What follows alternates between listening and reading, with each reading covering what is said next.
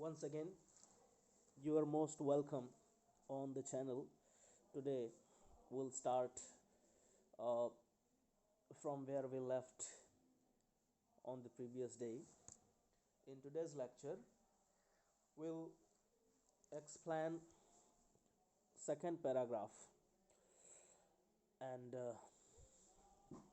till now we explained up to the last line of first paragraph because Joe never fell asleep in naps anymore, and knowing this made the ride seem futile. Jack, father, and Joe, daughter. Jack had to make a story on every weekends out of his head so that Joe could fall asleep in naps. But it had been going on for 2 years when she was 2 years old, and the custom was going on now 4 years old, and she has also the skill of putting of many questions. She puts many questions while the story. Now it seems to be futile, meaningless, because Jack has no more stories in his mind. Now let you know the next. The little girl, not so little anymore, the bumps her feet made under the covers were halfway down the bed. Their big double bed that they let her to be for naps and when she was sick. The little girl, छोटी सी बच्ची, not so little anymore. She is no more little girl. The bumps her feet made under the covers were halfway down the bed. Means her legs were larger as per the size of bed.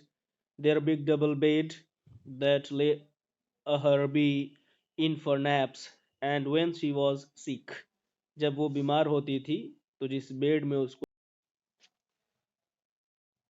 हम्म जिस bed में उसे सुलाया जाता था, कहीं ना कहीं वो bed छोटा अब हो गया था. Had at last arranged herself. Somehow she arranged herself in the bed, and from the way her fat face deep in the pillow shone in the sunlight sifting through the drawn sheets, it did not seem fantastic that some magic would occur and she would take her nap like an infant of two. she, uh, she, hides her fat face deep in the pillow shone. उसके चेहरे की बात करी जा रही है. वो उसका जो चेहरा है वो पिलो के अंदर छुपा होता है, because shown in the sunlight shifting through the drum sheets. और जो सूर्य की सनलाइट आती है उसकी वजह से वो अपने चेहरे को पिलो के अंदर छुपाई होती है. And he did not seem fantastic that some magic would occur. और ऐसा नहीं लगता है कि कोई जादू हो या कोई ऐसा मतलब मैजिक हो जाए जिसकी वजह से उसको नींद आ जाए, लाइक एन इन्फांट ऑफ 2 साल की बच्ची की तरह. I mean baby did not sleep properly. वो सोती नहीं थी. It was a great trouble for her father. ये सबसे बड़ा समस्या था उसके पिता के लिए. Her brother Bobby was two. उसका जो भाई था वो भी 2 साल का था. And already sleep with his bottle. Jack asked. Jack बताता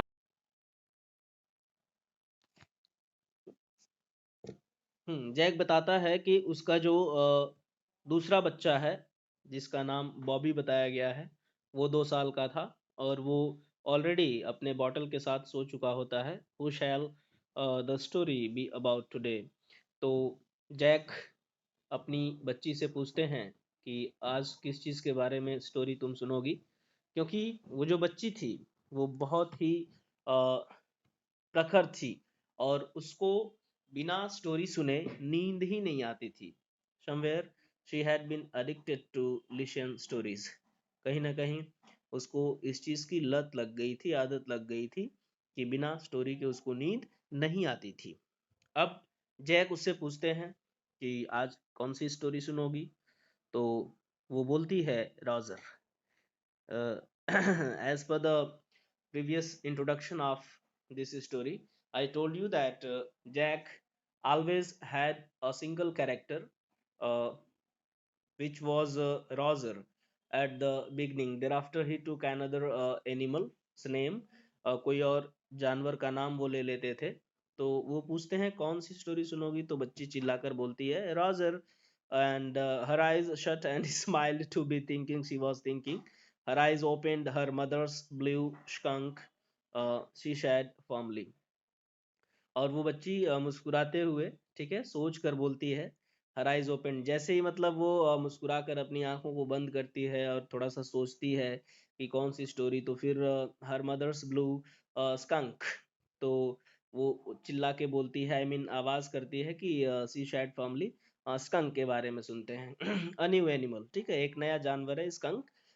दे must talk about skunks at nursery school, having a fresh hero momentarily stirred Jack to creative enthusiasm. All right, he said. Once upon a time, in the deep dark woods, there was a teeny little creature by the name of Roger Skunk, and he smelled very bad. Okay तो जैसे ही वो बच्ची अपने पापा को बताती है कि आज स्कंक के बारे में सुनेंगे, तो वो रॉजर, जैसा कि आपको बताया गया है कि हर एक जानवर के पहले वो रॉजर कैरेक्टर का नाम लेते हैं। उनके हर स्टोरी में रॉजर एक कैरेक्टर कैरेक्टर होता है। अब इसमें भी वही हाल है। In this story he took the same character and he added skunk to Roger, and he started his story by creating enthusiasm. All right, once upon a time, now story starts. Once upon a time, there was a Roger skunk in deep dark wood. Okay, and he was a little creature, and he smelled very bad. ठीक है, तो एक बार की बात है, वो बताते हैं कि एक जंगल था, उस जंगल में एक जानवर रहता था, एक क्रिएचर रहता था। उस क्रिएचर का नाम क्या है, रॉजर स्कंक, ठीक है। और वो बहुत ही बुरा महकता था, मीन्स उसकी जो खुशबू थी, जो स्मेल थी, वो बहुत ही मतलब बहुत ही बदतर थी, बहुत बुरी थी, ठीक है। यस, जो सैड, जो ने कहा हाँ ठीक है। He smell so bad that none of the other little woodland creatures would play with him, जो looked at him solemnly. छोटी सी बच्ची, आप इमेजरी के माध्यम से इमेज कर सकते हैं, कहीं ना कहीं इमेजिन कर सकते हैं कि छोटी सी बच्ची 4 साल की बच्ची जो है वो अपने पापा के पास बैठी हुई है, क्या हाइट होगी, कैसी होगी वो, और वो बच्ची चुपचाप बैठ करके स्टोरी सुन रही है, और जैसे जैसे पापा स्टोरी सुनाते हैं, सी रिस्पॉन्स, वो रिस्पॉन्स भी करती है यस और नो में। And during the story she rises logical questions. Okay, she is curious to know more and more. She wants to collect deep information related to the story. So she replies, yes dad, he smells so bad. Up dad, Jack continues the story, that he smelled so bad that no one, none of the other little woodland creatures would play with him. Nobody wants to play with Roger Skunk because of his bad smell. Joe looked at him solemnly. Silently she was looking at her father. She had not foreseen this. उसने कभी इसके पहले इस चीज को नहीं देखा था, नहीं सुना था। Whenever he would go out to play, Jack continued with jest. Jack बताते हैं, कहानी को आगे बताते हैं कि जब भी वो बाहर जाता था खेलने, remembering certain humiliations of his own childhood, ठीक है। अब रिमेम्बरिंग, याद करते हैं, सर्टेन ह्यूमिलिएशंस, कुछ ऐसी क्रूरता, ह्यूमिलिएशंस का मतलब negative effects, negativity, it is known as antonym of humanity, मानवता के खिलाफ या उसके opposite, of his own childhood, अपने खुद के बचपन से वो स्टोरी को क्रिएट करते हैं. Obviously, if you are told to create something, you will relate the real life and the connection of real life. uh, Memorizing or remembering the previous life, you can say past moment of yours. तो आप धीरे धीरे कुछ चीज़ें create कर पाते हैं. ठीक है. तो जैक भी ऐसा ही करते हैं, वो अपने बचपन के कुछ ह्यूमिलिएशंस के बारे में रिमेम्बर करते हैं, याद करते हैं, and the basis of those humiliations he could create stories out of his head. All the other teeny animals would cry, oh, oh, here comes Roger Stinky Skunk, and they would run away. And Roger Skunk would stand all there alone, and two little round tears would fall from his eyes. अब Jack बताते हैं कि जो Roger skunk है, उसकी समस्या क्या थी कि whenever he went to play with the other woodland creatures, they did not want to play with him because of his bad smell, and they shouted, oh, oh shit, what the hell, he has come here to play with us, a stinky skunk. They would run away from there. And Roger was alone there, and two little round tears means he began to cry. Tears were falling out of his eyes. ठीक है. तो ये बहुत ही कहीं ना कहीं बुरा था उस जानवर के साथ, उस क्रिएचर के साथ, कि जब भी वो अपने आसपास के अदर क्रिएचर्स के साथ खेलने के लिए बाहर निकलता था, तो वो कहीं ना कहीं उसको नहीं पसंद करते थे कि वो आए और उनके साथ खेले. जाहिर सी बात है, जो चीज़ें थोड़ी सी ओड होती हैं, स्ट्रेंज होती हैं, हम नहीं चाहते हैं कि वो हमारे पास आए. जैसे जो चीज़ें हमको नहीं पसंद हैं, अब कोई भी आदमी ही हो, हाँ, सपोज दैट कोई आदमी ही हो, कोई लड़का ही हो जो बदबू करता हो, है ना, और हमारे पास आए बैठने के लिए, बात करने के लिए, so definitely would never like and appreciate his appearance.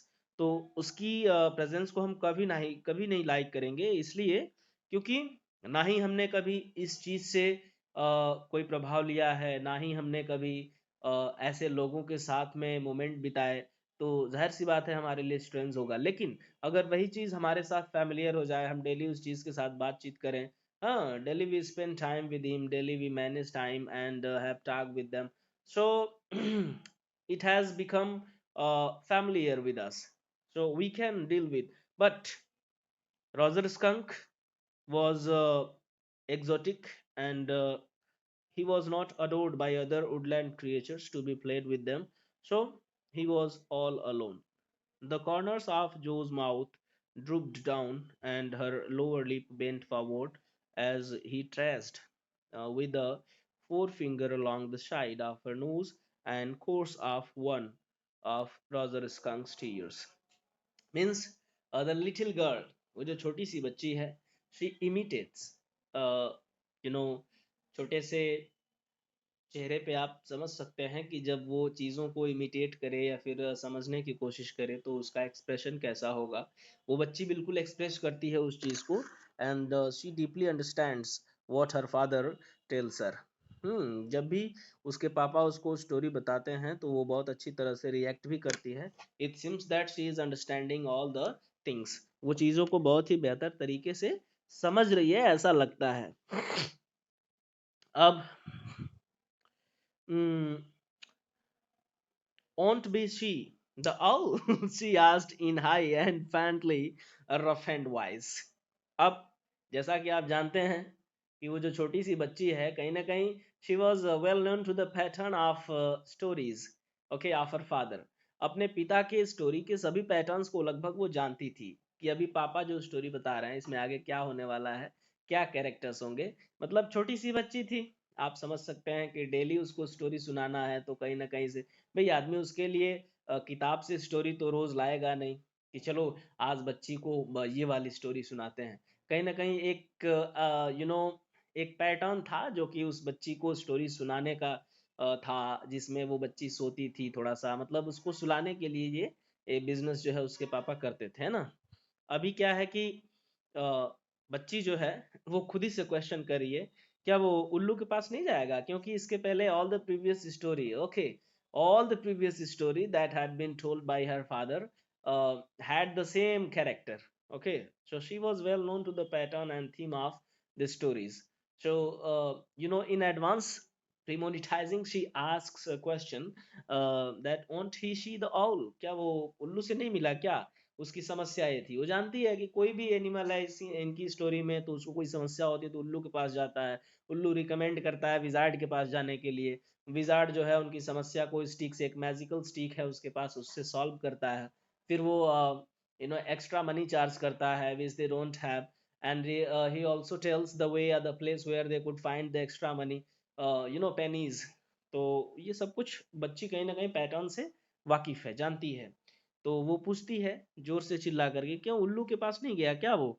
Sitting on the bed beside her, Jack felt the covers tug as her legs switched tensely. He was pleased with this. Okay, तो Jack को काफी अच्छा लगता है उसकी activity, और वो काफी काफी खुश भी होते हैं।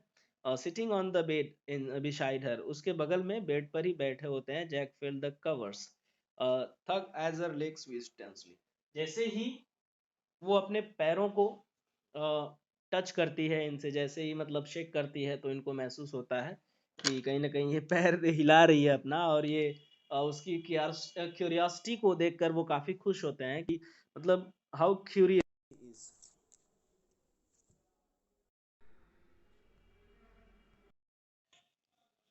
Now he was telling her something true, something, something, something she must know, and had no wish to hurry on. But downstairs, a chair scrapped, and he realized he must get down to help Claire paint the living room woodwork. Well, he walked along very sadly and came to a very big tree, and in the tip top of the tree was an enormous wise old owl. अब जैसा कि उनके story का pattern था, उस pattern के मुताबिक वो उस बच्ची को बताते हैं, क्योंकि he was telling her something true, कुछ उसको ऐसा बताते हैं जिससे उसको बिलीव हो, शी मस्ट नो, वो जानती हो, and had no wish to hurry on, और वो बहुत जल्दीबाजी में नहीं होते हैं। बट लेकिन डाउन स्टेयर्स अ चेयर स्क्रैप्ड, नीचे वो एक चेयर के स्क्रैप साउंड को भी सुनते हैं, और वो रियलाइज करते हैं इस चीज़ को, that he must get down and help a clear paint, उनको नीचे जाना चाहिए और क्लेयर पेंट की मदद करनी चाहिए। क्लेयर पेंट कौन है? वो जैक की मिसेज हैं, वाइफ हैं, ठीक है, मीन्स जो की mummy. The living room would work, वो लकड़ी का काम कर रही थी नीचे, तो इनको लगता है कि उन्हें नीचे जाना चाहिए और उनकी मदद करनी चाहिए। लेकिन ये कहाँ फंसे हुए हैं? छोटी सी बच्ची के पास फंसे हुए हैं, क्योंकि छोटी सी जो बच्ची है वो उनको परेशान कर रखी है, वो सोती ही नहीं है बिना स्टोरी को सुने। well he walked along with it sadly and came to a very big tree। अब वो स्टोरी को कंटिन्यू करते हुए बताते हैं कि अच्छा, अब वो जो है रोजर स्कंक जो है वो चलते चलते कहाँ आता है, बहुत दुखी था, came to a very big tree, एक बहुत बड़े से पेड़ के पास आता है, and in the tip top of the tree there was an enormous wise owl, और उस पेड़ के बीचों बीच बिल्कुल ऊपरी डाली पर, टॉप पर, एक बहुत ही वास्ट, इनॉर्मस, ट्रेमेंडस, बहुत ही बड़ा सा उल्लू, जो कि बहुत ही बुद्धिमान था। गुड, अच्छा है। कौन बोल रहा है ऐसा?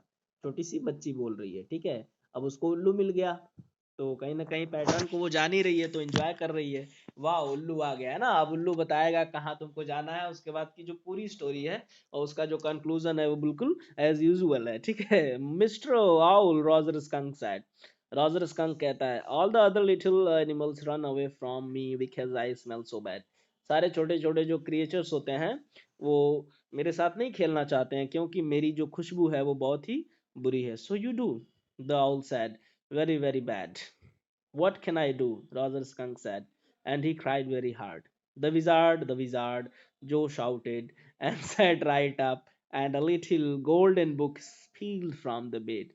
अब जैसे ही इतनी बात होती है तो वो छोटी सी बच्ची अच्छी तरह जानती है कि अब इसके बाद कौन आएगा कैरेक्टर में, विजार्ड आएगा, तो खुद ही से चिल्ला चिल्ला के बोलती है, द विजार्ड, द विजार्ड। हाँ, मैजिशियन के पास अब वो जाएगा, मैजिशियन के पास जाएगा। और ऐसा जब वो कह के चिल्लाती है, तो एक golden book spilled from the bed, bed से एक छोटी सी बुक नीचे गिर जाती है, ठीक है। मतलब सिनेरियो को और कहानी को थोड़ा सा किक करने के लिए स्टेटमेंट दिए जाते हैं that little golden book spilled from the bed. Imagery को क्रिएट किया गया यहाँ पे, ठीक है, ताकि आप समरी को इमेजिन कर सकें। नाउ जो daddy is telling this story, do you want to tell daddy this story? No no no, you me. Hmm. Now अब जो daddy is telling this story,